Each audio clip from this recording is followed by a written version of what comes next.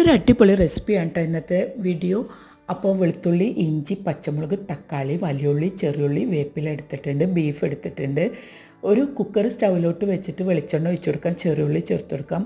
മൂത്ത് വന്നു കഴിഞ്ഞാൽ അതിലേക്ക് വേപ്പില ചേർത്ത് കൊടുക്കാം, വലിയുള്ളി ചേർത്ത് കൊടുക്കാം, പെട്ടെന്ന് വഴന്ന് കിട്ടാൻ ഉപ്പ് ചേർത്ത് കൊടുക്കാം.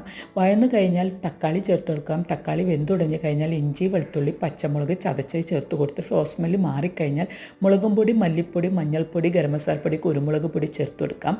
മസാല മണം മാറിക്കഴിഞ്ഞാൽ ബീഫ് ചേർത്ത് കൊടുത്ത് അല്പം വെള്ളം ചേർത്തിട്ട് നമുക്ക് കുക്കറിൽ കുക്കാക്കി എടുക്കാം. കുക്കായി വന്നു കഴിഞ്ഞാൽ ഒരു പാൻ സ്റ്റൗവിൽ വെച്ച് അതിൽ നിന്ന് ഞാൻ കുറച്ചെടുത്തിട്ട് ബീഫ് നന്നായിട്ട് വരട്ടിയെടുത്ത ശേഷം അതിലേക്ക് കപ്പ ചേർത്ത് കൊടുത്തിട്ട് എന്നിട്ട് വേപ്പിലയും കൂടെ ചേർത്ത് കൊടുക്കാം. എന്നിട്ട് നന്നായിട്ട് വരട്ടിയെടുക്കാം. നല്ലൊരു അടിപൊളി സൂപ്പറായിട്ടുള്ളൊരു റെസിപ്പിയാണ്. അപ്പോൾ ഇതുപോലെ ട്രൈ ആക്കാത്തവരുണ്ടെങ്കിൽ ഒന്ന് ട്രൈ ആക്കി നോക്കട്ടെ. മസ്റ്റായിട്ടും ട്രൈ ആക്കണം. അടിപൊളിയാണ്. അപ്പോൾ ബൈ ബൈ, താങ്ക് യു.